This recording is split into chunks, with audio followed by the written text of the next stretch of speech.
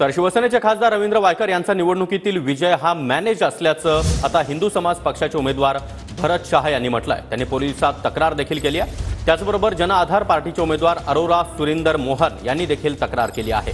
मतमोजणी केंद्रावर बंदी असताना देखील मोबाईल वापरल्याचा आरोप या तक्रारीत करण्यात आला। मी पोलीस ठाण्यात कधी तक्रार केलेली आहे आणि तक्रारीमध्ये काय म्हटलेलं आहे? मी 4 तारखेला 4 वाजता आम्ही कंप्लेंट दिलेली आहे।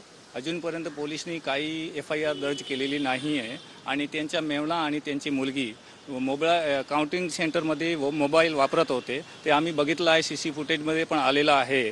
तरीसुद्धा पोलीस स्टेशनमध्ये आम्ही 4 तारीखपासून अजूनपर्यंत 4 से 5 वेळा जाऊन आले आहे, तरीसुद्धा ते FIR घ्यायला तयार नाही आहे। बस इन्व्हेस्टिगेशन चालू आहे, नंतर आपण बघू असंच ते म्हणत आहे। 8 दिवस झालेले आहेत मात्र पोलीस कारवाई करत नाहीयेत, तर जर पोलिसांनी कारवाई नाही केली तर तुमची भूमिका काय असणार आहे? आम्ही कोर्टामध्ये जाऊ आणि PTI दाखल करू। रवींद्र वायकर यांच्या विजयाच्या विरोधामध्ये तुम्ही आता एकवटलेले आहात, अरोरा तुमच्या सोबत आहेत, अमोल कीर्तीकर निवडणूक आयोगामध्ये जाण्याचा प्रयत्न करताय, तर तुमच्यामध्ये काही संभाषण झालेलं आहे का किंवा तुम्ही एकत्रित ही लढाई लढणार आहात का? नाही, आम्ही दोघं ते त्यांच्या हिशोबाने लढेल, आम्ही आमच्या हिशोबाने लढेल, पण आम्ही एक बरोबर आहोत। आमच्या बरोबर दुसरे पण ते अपक्ष उमेदवार आहेत, ते पण आम्हाला सपोर्ट करायला तयार आहे।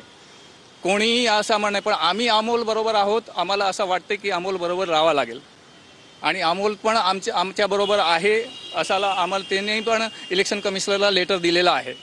व्हिडिओ जर्नलिस्ट गणेश रहाटे सोबत कृष्णा सोनारवाडकर, TV9 मराठी, मुंबई।